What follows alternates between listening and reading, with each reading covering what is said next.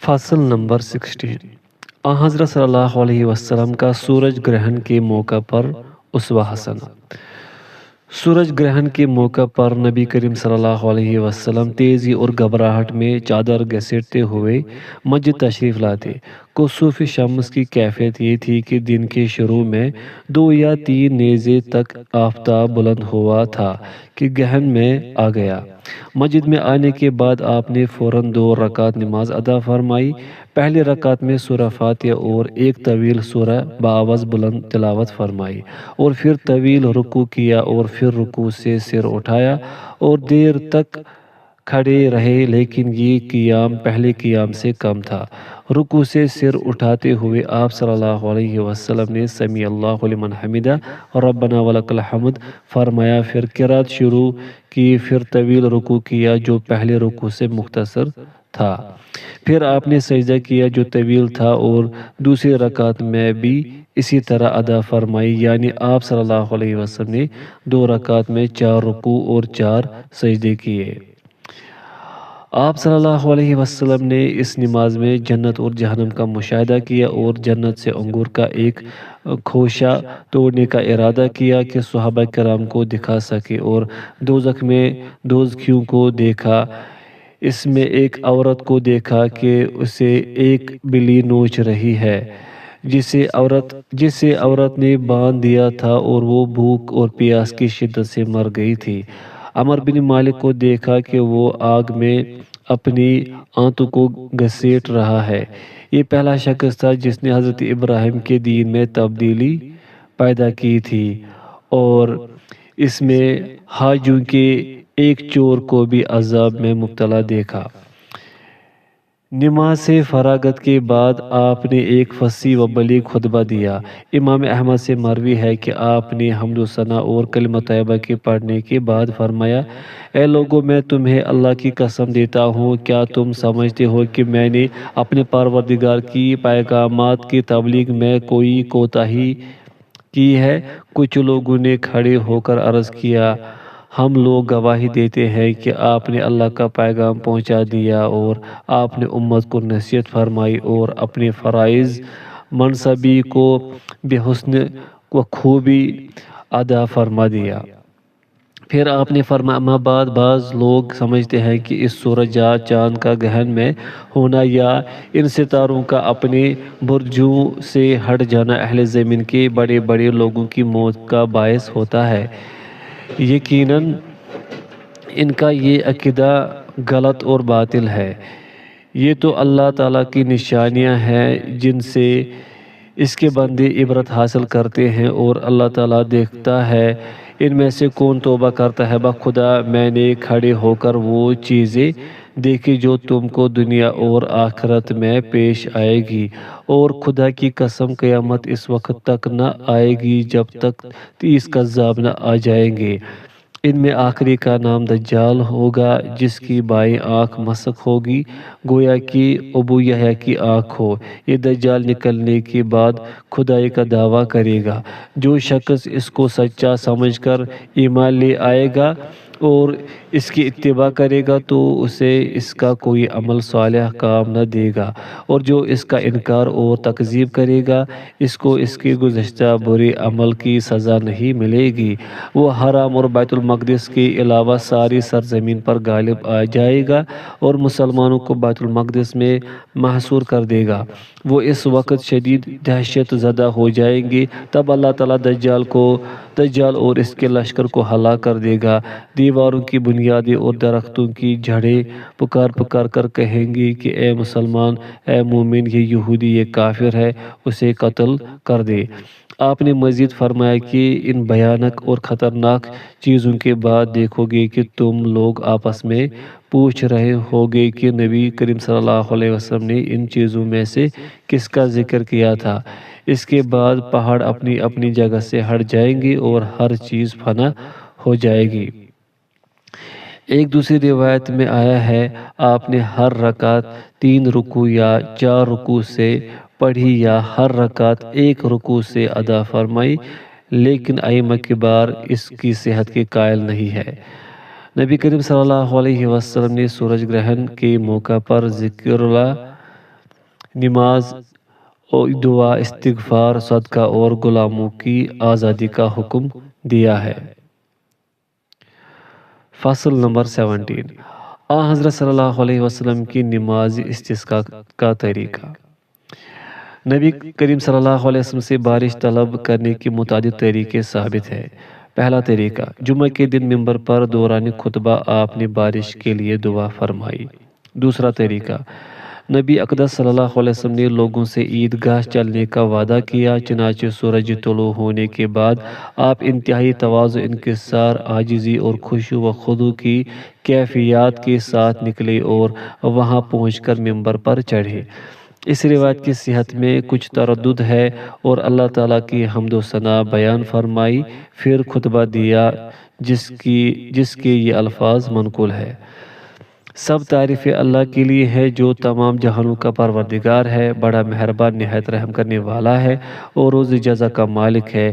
اللہ کے سوا کوئی معبود نہیں، جو چاہتا ہے کرتا ہے۔ اے اللہ، تو ہی معبود ہے، تیرے سوا کوئی معبود نہیں، تو جو چاہتا ہے کرتا ہے، تو بے نیاز اور ہم محتاج ہیں۔ ہمارے لیے بارش نازل فرما اور بارش کو قوت اور سہارا بنا۔ پھر آپ نے دونوں ہاتھ اٹھائے اور تضرع و عجز و انکساری سے دعا میں مشغول ہو گئے اور ہاتھ اتنا زیادہ اونچا اٹھا لیا کہ دونوں بغلوں کی سفیدی ظاہر ہو گئی۔ پھر آپ لوگوں کی طرف پشت کر کے قبلہ رخ ہو گئے اور اپنی چادر کو پلٹ دیا، چنانچہ دائیں طرف کو بائیں اور بائیں طرف کو دائیں طرف کر لیا۔ آپ کے بدن پر سیاہ چادر تھی اور اس طرح قبلہ رخ ہو کر آپ صلی اللہ علیہ وسلم اور صحابہ کرام دعاؤں میں مشغول ہو گئے۔ پھر آپ نے ممبر سے اتر کر اذان و اقامت کے بغیر عید کی طرح 2 رکعت نماز ادا فرمائی، جس کی پہلی رکعت میں سورہ فاتحہ کے بعد سورہ سبح اسم ربک الاعلی اور دوسری رکعت میں سورۃ الغاشیہ پڑھی۔ تیسرا، استسقاء کا طریقہ۔ یہ منقول ہے کہ نبی کریم صلی اللہ علیہ وسلم نے مدینہ کے ممبر پر جمعہ کے دن کے علاوہ صرف بارش کے لیے دعا فرمائی۔ اس موقع پر آپ سے کوئی نماز منقول نہیں ہے۔ چوتھا، استسقاء کا طریقہ۔ یہ منقول ہے کہ مسجد میں بیٹھے ہوئے ہاتھ اٹھا کر آپ صلی اللہ علیہ وسلم نے بارش کے لیے دعا فرمائی۔ پانچواں، استسقاء کا طریقہ۔ یہ منقول ہے کہ آپ نے زورہ کے قریب دعا مانگی، جو مسجد کے دروازے سے باہر ہے اور جسے آج کل باب السلام کہتے ہیں۔ چھٹا، استسقاء کا طریقہ۔ یہ مذکور ہے کہ آپ نے کسی غزوہ میں اس وقت دعا کی جب مشرکین نے سبقت کر کے پانی پر قبضہ کر لیا تھا اور مسلمان پیاس کی شدت سے بے حال ہو رہے تھے، چنانچہ انہوں نے رسول اللہ صلی اللہ علیہ وسلم سے اس کی فریاد کی۔ اس موقع پر بعض منافقین کہنے لگے، جس طرح موسیٰ علیہ السلام نے اپنی قوم کی سیرابی کے لیے دعا مانگی تھی، اگر یہ نبی برحق ہے تو یہ بھی اپنی قوم کی سیرابی کے لیے دعا کرے۔ آپ کو جب اس بات کی اطلاع ہوئی تو آپ نے فرمایا، کیا انہوں نے یہ کہا ہے؟ اب امید ہے کہ اللہ تعالیٰ تمہیں ضرور پانی دے گا۔ پھر آپ نے دونوں ہاتھ اللہ کی جناب میں دعا کرنے کے لیے اٹھائے۔ ابھی آپ نے ہاتھ نہ ہٹائے تھے کہ بادلوں نے سایہ کر لیا اور بارش شروع ہو گئی۔ اس طرح نبی کریم صلی اللہ علیہ وسلم نے جب بارش کی دعا فرمائی، اللہ تعالیٰ نے شرف قبولیت سے نوازا اور بارش ضرور ہوئی۔ ایک مرتبہ آپ نے بارش کے لیے دعا فرمائی تو ابو لبابہ صحابی نے کھڑے ہو کر عرض کیا، اے اللہ کے رسول، کھجوریں کھلیانوں میں پڑی ہیں۔ آپ نے فرمایا، اے اللہ، ہمیں سیراب کر، یہاں تک کہ ابو لبابہ ننگے ہو کر اپنی کھلیان کے راستوں کو اپنے ازار سے بند کرنے لگے۔ چنانچہ بارش ہونے لگی اور لوگ ابو لبابہ کے پاس آئے، کہنے لگے کہ جب تک آپ ننگے کھڑے ہو کر اپنی کھلیان کے راستے کو ازار سے بند نہ کریں گے، بارش بند نہ ہوگی۔ چنانچہ انہوں نے ایسا ہی کیا تو بارش بند ہو گئی۔ جب بارش کبھی زیادہ ہونے لگتی تو صحابہ کرام رضی اللہ عنہم رسول اللہ صلی اللہ علیہ وسلم سے اس کے بند ہونے کے لیے دعا کی درخواست کرتے تھے۔ اس وقت آپ یہ دعا فرماتے تھے، اللہم حوالینا ولا علینا، اللہم علی الزراب والآكام والجبال وبطون الأودية ومنابت الشجر۔ اے اللہ ہمارے ارد گرد ہو اور ہمارے اوپر نہ ہو۔ اے اللہ ٹیلوں اور پہاڑوں اور وادیوں کے علاقے میں اور درختوں کی جڑوں پر بارش کر۔ نبی کریم صلی اللہ علیہ وسلم جب بارش دیکھتے تو یہ فرماتے تھے اللہم سیبا نافعا، اے اللہ بارش کو نفع بخش بنا، اور اپنا کرتا اتار دیتے تھے تاکہ جس مبارک پر بارش کا پانی پڑے۔ آپ سے اس کا سبب دریافت کیا گیا تو فرمایا کہ یہ اللہ تعالیٰ کی طرف سے تازہ ترین نعمت ہے۔ امام شافعی کا بیان ہے کہ مجھے ایک معتبر شخص نے یزید بن الحاد کے واسطے سے خبر دی ہے کہ انہوں نے رسول اللہ صلی اللہ علیہ وسلم سے روایت کی ہے کہ جب سیلاب آتا تھا تو آپ فرماتے تھے آؤ ہمارے ساتھ اس پانی کی طرف جسے اللہ تعالیٰ نے طاہر بنایا ہے، ہم اس سے طہارت حاصل کریں، اس کے بعد اللہ تعالیٰ کی حمد و ثنا کریں۔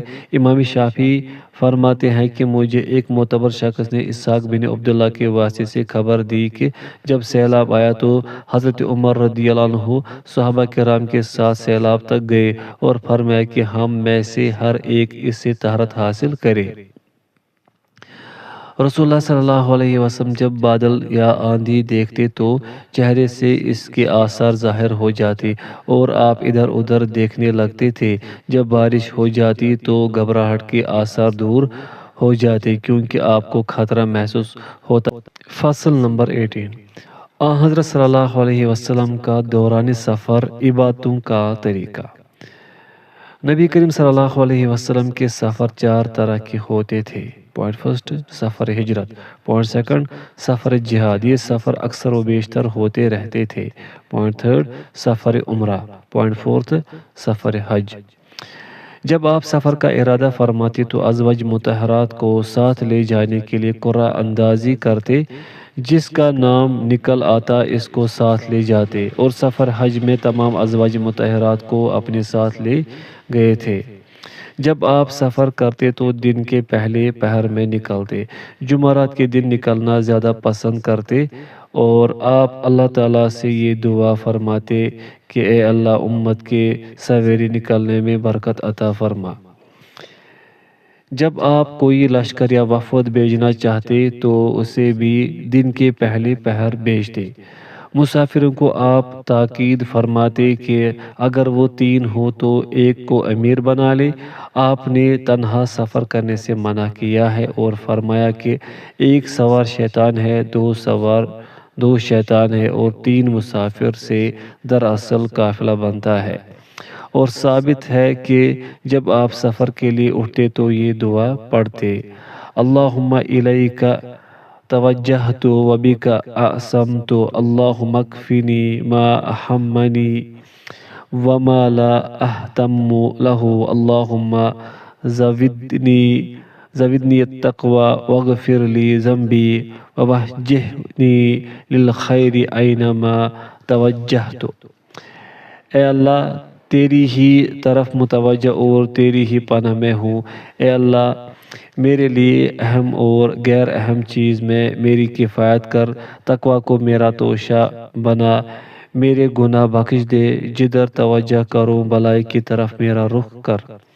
جب سواری حاضر کی جاتی تو رکاب میں پیر رکھتے ہوئے بسم اللہ کہتے اور جب جم کے بیٹھ جاتے تو فرماتے الحمدللہ الذی سخر لنا ھذا وما کنا لہ مقرنین وإنا الی ربنا لمنقلبون۔ تمام تعریفیں اس خدا کے لیے ہے جس نے ہمارے لیے اسے مسخر کر دیا، ورنہ ہم خود اسے زیر نہ کر سکتے تھے، ہم اپنے رب ہی کی طرف لوٹ کر جانے والے ہیں۔ پھر 3 مرتبہ الحمدللہ اور 3 مرتبہ اللہ اکبر کہتے اور اس کے بعد یہ دعا پڑھتے تھے سبحانک انی ظلمت نفسی فاغفر لی انہ لا یغفر الذنوب الا انت۔ تو سارے عیوب سے پاک ہے، بلا شبہ میں نے اپنے اوپر ظلم کیا، اب تو مجھے بخش دے، تیرے سوا گناہوں کو کوئی نہیں بخشتا۔ آپ یہ دعا بھی پڑھتے تھے اللهم إنا نسألك في سفرنا هذا البر والتقوى ومن الأمل ما ترضى. اللهم هون علينا سفرنا هذا واتبع عنا بؤده. اللهم أنت الصاحب في السفر والخليفة في الأهل. اللهم إني أعوذ بك من وعثاء السفر وكابة المنظر وسوء المنقلب في الأهل والمال. اے اللہ ہم اپنے اس سفر میں تجھ سے نیکی و تقوی اور اس عمل کا سوال کرتے ہیں جس سے تو راضی ہو۔ اے اللہ ہم پر ہمارا سفر آسان کر دے اور ہمارے لیے اس کی دوری لپیٹ دے۔ اے اللہ سفر میں تو ہی آقا ہے اور گھر میں تو ہی محافظ ہے۔ اے اللہ میں سفر کی ایذا اور برے منظر سے اور گھر اور مال و دولت میں تکلیف دہ واپسی سے پناہ چاہتا ہوں۔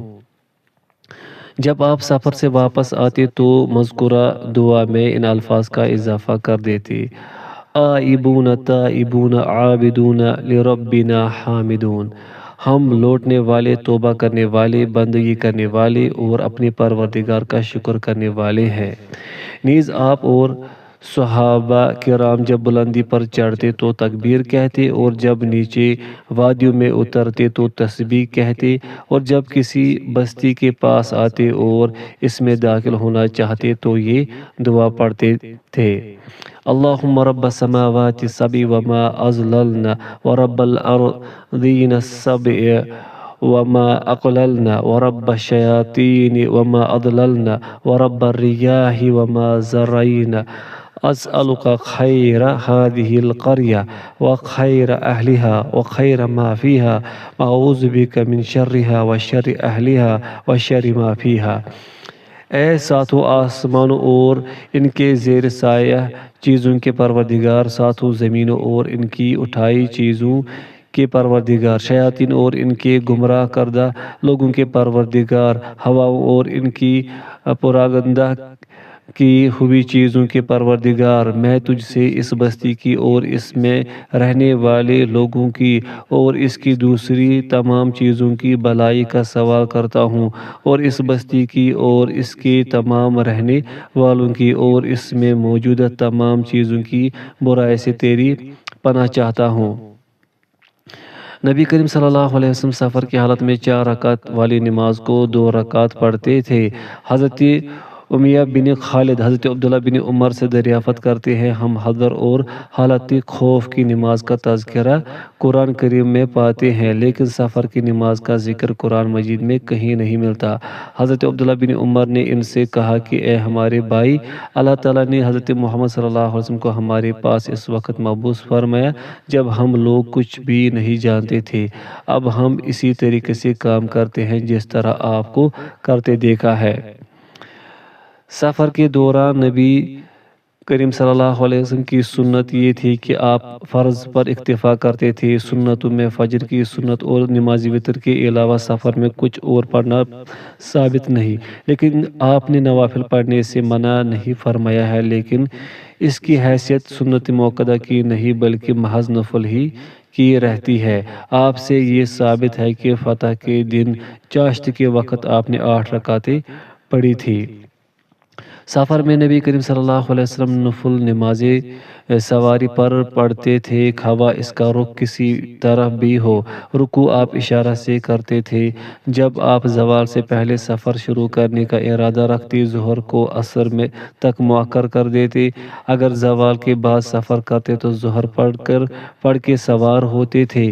اگر کسی سفر میں جلدی ہوتی تو مغرب کی نماز مؤخر کر کے عشاء کے ساتھ ادا کرتے تھے، اور 2 نمازوں کے درمیان جمع کرنا سواری پر اور سواری سے اترنے کی حالت میں آپ کی سنت مطہرہ نہیں ہے۔ فصل نمبر 19 حضرت صلی اللہ علیہ وسلم کی تلاوت قرآن کا طریقہ۔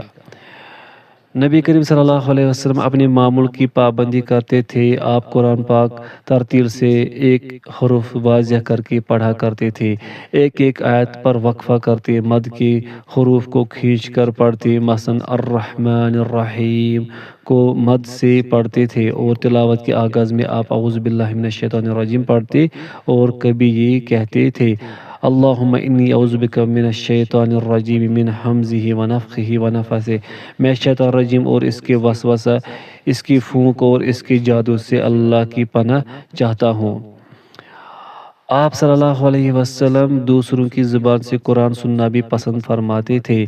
آپ نے حضرت عبداللہ بن مسعود رضی اللہ عنہ کو حکم فرمایا تو انہوں نے آپ کے سامنے تلاوت کی۔ آپ کو سنتے وقت اس قدر خشوع طاری ہوا کہ آنکھیں ڈبڈبا گئے اور آنسو جاری ہو گئے۔ آپ کھڑے، بیٹھے، لیٹے، باوضو اور بغیر وضو ہر حالت میں قرآن پڑھتے تھے، لیکن حالت جنابت میں قرآن نہیں پڑھتے تھے۔